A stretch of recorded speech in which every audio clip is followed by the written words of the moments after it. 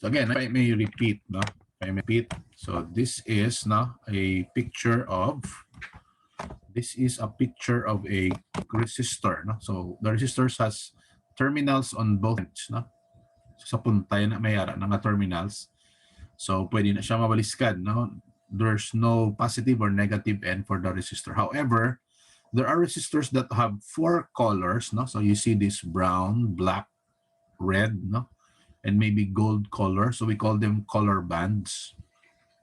And there are also those resistors that maybe may have 5. No? So this one is a 5-colored or 5-band colored resistor. So manotice nyo medyo lain siya gawa sa babaw. But anyway, there's also a way to identify how much is the resistance here. No? So the goal of the activity basically is to identify how to read these colors, and the resulting resistance in ohm. So from what we see here, this is called as a 254 ohm resistor, and then may plus minus 1% siya kung nga value. Whereas diri sa may babaw, this is a 1,000 ohm resistor, one to shorten 1,000 ohm, it's a 1k ohm, tapos may ara siya kung mag-change ko ng iya value plus minus 5% of 1,000, so may ara siya ding degree nga value. So how do we know, sa sininga activity paano ta mabalaan ang resistance, so basically sa inyo dito nga in your activity there, so you'll notice that in your template, you are to get or collect maybe 5 different pictures of resistor. So you can get it from the internet, but they must have 5 different color bands also. So you cannot use only one resistor and then copy paste it, but you have to have 5 different ones. Now we will label the different color bands here to be able to know the value of the resistor, or the resistance, I mean, as to the first band, the first color is called first band, second band, the third band, and then the fourth band color. Now, for a 4-band colored resistor, the first 2 colors are indications of a specific value or number. So if it is brown, we can check the chart here. So for the first and second colors, the colors brown and black represents the values 1 and black is 0. So basically we can have here 10, since the first one is 1 and 0. So the first 2 colors is representative of 10. So look at the brown. Brown is equal to 1. Black is equals to 0. So that's 10. Now the third band here, if it's only a 4-colored resistor, the third band is known as a multiplier. So they call it as a decimal multiplier. So if it's red, the value of the multiplier, if it's red, let's examine red. So red is 100.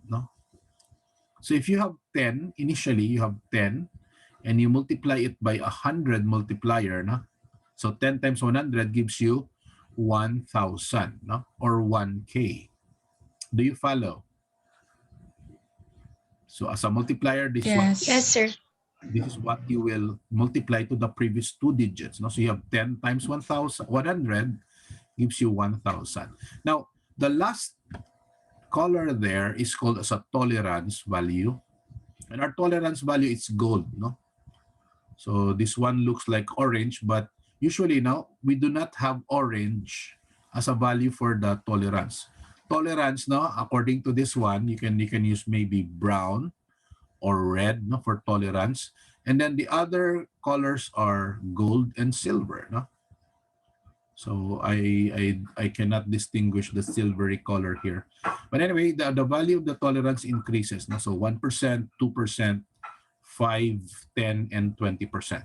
Now you notice why we choose 5% to be added to our value. It's because now we have what we have here is 5%, for for gold, no? So this is gold, no? So what happens with gold? You will multiply it to 1,000. What's 5% of 1,000? 5% of 1,000 is 50, correct? Yes, So sir. that's 50, no? Ang Yes. 5% of 1,000. So 50 ohms is the allowable variation of 1,000 ohm resistor. So this is basically a 1,000 ohm resistor, but it can go as low as minus 50 ohms, or it can go as high as plus 50 ohms. So your resistor here could be 950 ohms up to 1,050 ohms. So this is the allowable variation. Do you understand? Yes. That's the Yes. Yes, sir. of the tolerance, no? So, but the colors here allows us to know the value of the actual resistor first. Okay, now if you'll try, this one below, no? So again, this is a 5-colored band. So the first 3 here is used for identifying the number, no? So the first 3, but may ara pag ina-resistor nga 6, no? But what I want you to look for, if you look for a picture, you look only for a 4-colored band ng resistor. Do you follow me? So let's have an Yes. example Yes. here, guys. No? Let's have an example. So you have here red, black, yellow, and maybe this is silver. No? Now, if the red one, no, if you go back to the first 2 colors, red and black, so red and black, no, is 20. And if yellow is used as a multiplier, so yellow is, was it yellow? Yeah, yellow, no? So that's yellow. So yellow is 10,000 as a multiplier, no? So 20 times 10,000 is 200,000 now, no? So 200,000 is your value, no, of your resistance. Or in short, you can write it as 200 kilo ohm, no? Para nga hindi siya laba-laba, get, no? Now, how much is the tolerance? So if it's silver, then silver is 10%, no? So how much is 10% of 200,000, no? How much is 10% of 200,000? So maybe that's 200, correct? Tama ba? 200 or 2,000?